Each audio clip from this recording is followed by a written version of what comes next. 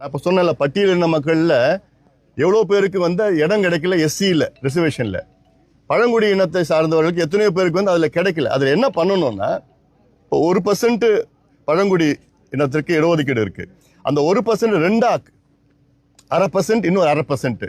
அந்த 1/2%ல யார் யார் கிடைக்கலையோ அந்த 1/2%ல சேர்க்கணும்.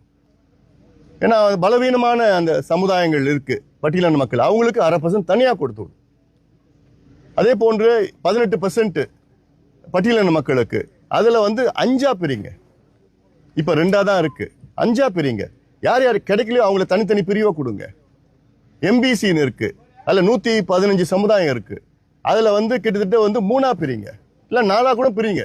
யார் யார் கிடைக்கலையோ கொடுக்கணும். அதே போன்று இன்னைக்கு வந்து பிசி இருக்கு, அதுல 143 சமுதாயம் இருக்கு. அதை 8 பிரிங்க, 10 பிரிங்க. கேரளாவில் 8 பிரிச்சிருக்கிறாங்க. அப்போ அது பிரிச்சாதான் ஒரு பக்கம் வரும் கிடைக்கும்.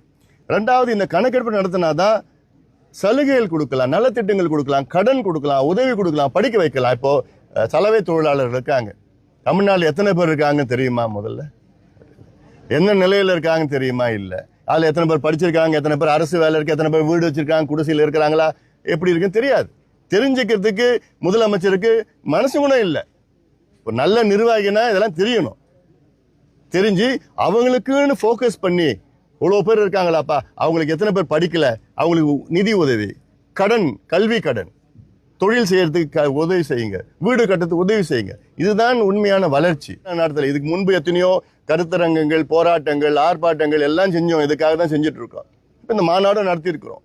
இந்த மாநாடு தொடர்ச்சியாக நாங்கள் சும்மா மாநாடு வந்து கூட்டினதெல்லாம் கிடையாது. இது அடுத்த கட்டத்தில் போராட்டம் தேவைப்பட்டால் மிகப்பெரிய போராட்டம் நடத்துவோம். தொடர்ந்து எங்களோட நோக்கமே அதுதான்.